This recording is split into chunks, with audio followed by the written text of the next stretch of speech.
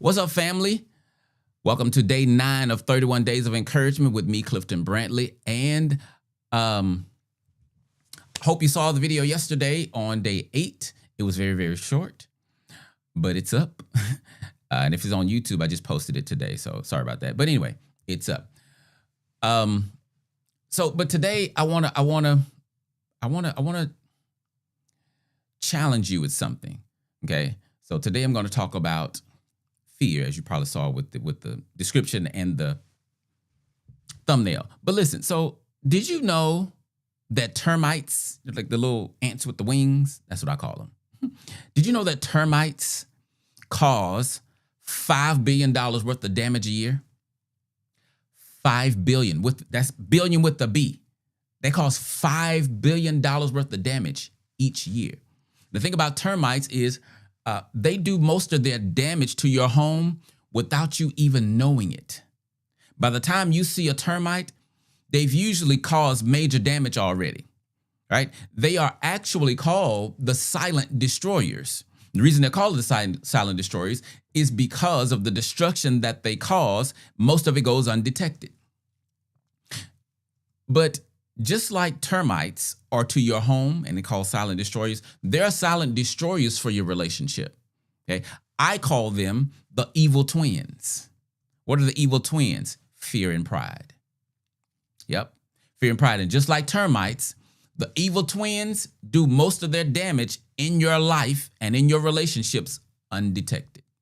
So today, I want to focus on fear. Tomorrow, because this is like a two-part video. Today I'm gonna talk about fear. Tomorrow I'm gonna talk about pride, and then gonna tell you how to overcome them. Like how do you conquer these evil twins? Because if you don't, listen, if you don't overcome the evil twins, your life, best way I can say it, is gonna be garbage. Yeah, it's gonna be garbage. Let me say this before I get into all this stuff about fear. Let me tell you what my intent is, because I don't know if I'm going to accomplish it, but I want you to know what I'm trying to do, particularly today. What I want to do is to help you truly see and understand. I want to help you see and understand the importance of dealing with your fears, the importance of addressing fear. I want you to see how big a role this is playing in your life, and you may not know it. Okay, and I'm gonna do the same thing with pride. Now, you may not know just how twisted pride has your life, because you can't tell if you're not walking in the destruction yet. Okay, so when we're talking about fears, now the fear that I'm talking about, I'm not really talking about the emotion of fear that shows up when you see a lion. Like if a lion walks up to you, or I don't think a lion would be able to walk up to you unless it's in a zoo. If a lion walks up to you, you're probably gonna die because your fear system ain't working at all, right? But you get what I'm saying. You see a snake or whatever and you get afraid, right? That's normal. That's there. God put that there to keep you safe. There are some things you should be afraid of, but that's not the fear I'm talking about. The fear I'm talking about is really anxiety, actually, but we label it fear. But this fear I'm talking about, it's the fear that's in your mind, but it's not based on a clear and present danger in the moment, right? See, a lion is a clear and present danger. If I'm not afraid of that lion, my fear system won't kick in, and I may not be able to survive. Same with a snake, same with a active shooter or whatever the case. But the fears that paralyze us, when the Bible says, I think Paul told Timothy, God has not given us a spirit of fear. What he's talking about there, like God hasn't given us a spirit where we would be afraid to move forward in things as opposed to walking by faith, right? Fear will steal your dreams. Fear will steal your dreams. Fear will keep you from becoming who God created you to be. So I want to go through some of the behaviors of fear.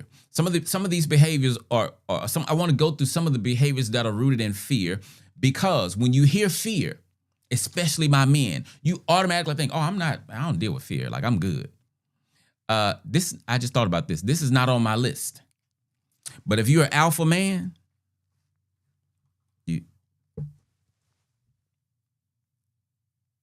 you're living a fearful life. I know you don't believe it. It's okay.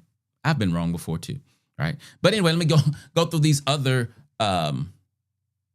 because some of these you're probably doing and living. You'd be like, oh, that's rooted in fear. Now, I'm not saying, as I go through this, I'm not saying that these behaviors I'm about to go through with you,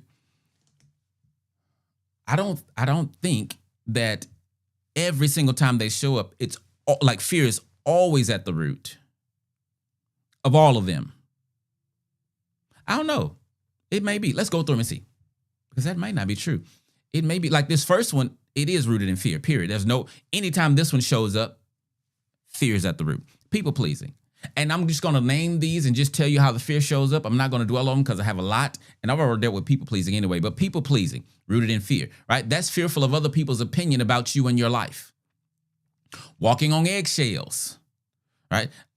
Just had a client a few minutes ago was saying, I got to walk on eggshells. And what people don't realize, you walking on eggshells is a you issue, not a them issue. It's rooted in fear. Here's another one. Avoiding hard conversations because you fear your partner's reaction or you fear losing the relationship, so you avoid the truth. Controlling behavior. Fear of being hurt or abandoned, right? That leads you to try to manage the outcomes and people. So anytime you come across someone that's controlling, or if you yourself is controlling, what's fueling that is fear. The reason I'm trying to control something is because I'm afraid that if I don't control it, it's going to do something bad to me. Here's another one: jealousy and possessiveness. I have folk, men and women, who think, no, I'm like this because I love them so much. Lies. That ain't true. That's not why you crazy like that. I just don't. No. You're operating in fear, and so your possessiveness and your jealousy. Oh, here's how fear can really hide. If you guys are dealing with betrayal, right? So you're dealing with betrayal, and you are, jealous and possessive. You then will blame how you are based on what they did. Well, you went outside the marriage or the relationship, and that's why I'm like this. No, that's not true. But we're not going to deal with that today. I'm just telling you that's not true. You don't have to believe it. That ain't true. Over-explaining or justifying yourself. Over-justifying yourself. Because you fear being misunderstood, judged, or rejected. Here's another one. This might hit some of y'all. You're going to be like, God dog it, I thought he was going to miss me. Staying in unhealthy or toxic relationships. That's fueled by fear. Yeah. You could be afraid of being alone. And that fear of being alone becomes stronger than the desire to be healthy. Or the fear of the unknown. Like, if I get out of this, I don't know what's going on. It's rooted in fear. Another one, hypervigilance. Constantly scanning your environment for signs of danger, right? Constantly looking for rejection or betrayal because you don't feel emotionally safe. Now, so let me say this. Let's say like with that one, you've been emotionally injured. Perhaps the fear you have, I'm not gonna say it was given to you, but like you was helped. Like your partner helped you have this fear. It's still yours to deal with. You still got to deal with it, because guess whose life it's going to trap? Not theirs. Yours. Whether you're with them or not, fear is going to sabotage your life. Defensiveness, that's another one. That one is always rooted in fear. So maybe all of these might be always rooted in fear. But defensiveness, the fear of being wrong, fear of feeling shame, fear of being exposed. So many times I have people, like a wife, and it could be husband or wife, I'm just using this example, but a wife will say, he did such and such. Or if she's talking to her husband, you did such and such. And then his thing is to reply with why he did what he did. And what I tell people is, why are you spending so much time trying to get out of trouble? That's defensiveness. It's rooted in fear, because I can't stand for you to see me this way. Here's another one, avoiding vulnerability. And when we're walking in these fearful states, we hide them in all kinds of ways, like avoiding vulnerability. A man would say, I'm a man. Like, we don't do that. Yes, we do. We do. When we're healed, we're vulnerable, because to be vulnerable is human. Yeah. But when you avoid vulnerability, it's the fear that someone, man, if you really know, it's like, if you really knew me, then you wouldn't want me. If you really knew me, then you wouldn't love me. By the way, fear is part of the root system of these. There are other things connected to these things, right? Like this is what I'm sharing here is rooted in fear, but it's also some other stuff like self-esteem, right? But at the core, I'm dealing with the core fear. Here's one you may not think was rooted in fear. Perfectionism. Perfectionism is rooted in fear. Why? Because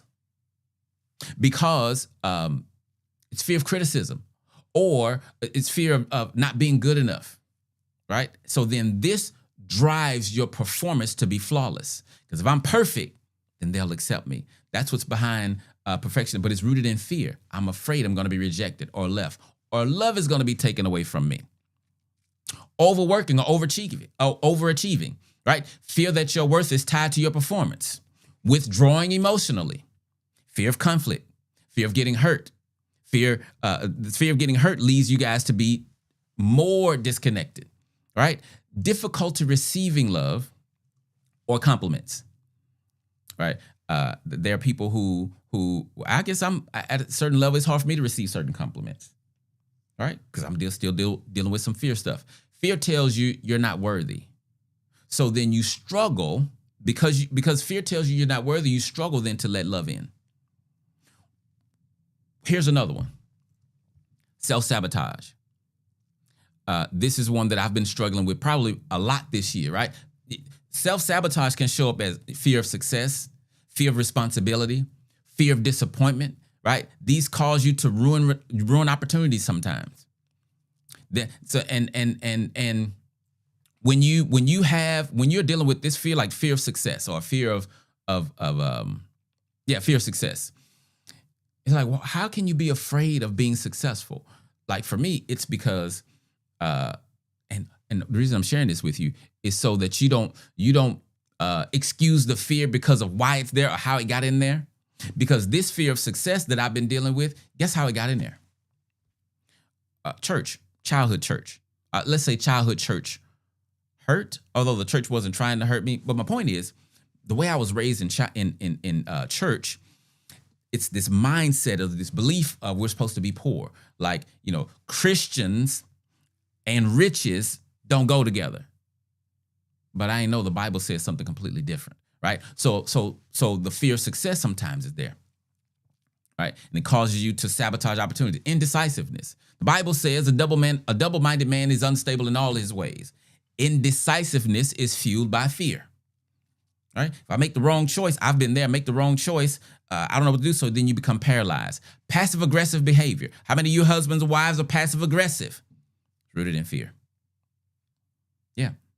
Over-apologizing. Rooted in fear. Because I don't want you to reject me, so I'm apologizing, make sure that you really understand what my heart is. I'm trying to talk my heart to you because I don't want to be rejected. I don't want things taken away from me, right? Pretending everything is okay when it's not. I'm afraid to rock the boat. Here's the thing you need to know about fear. Okay. Fear thrives in darkness. Yeah. Fear, when I say that, let me say another word. Fear thrives in obscurity. Think about it. So I ask people this. How long are you going to be afraid of the monster under your bed? Until you look under the bed.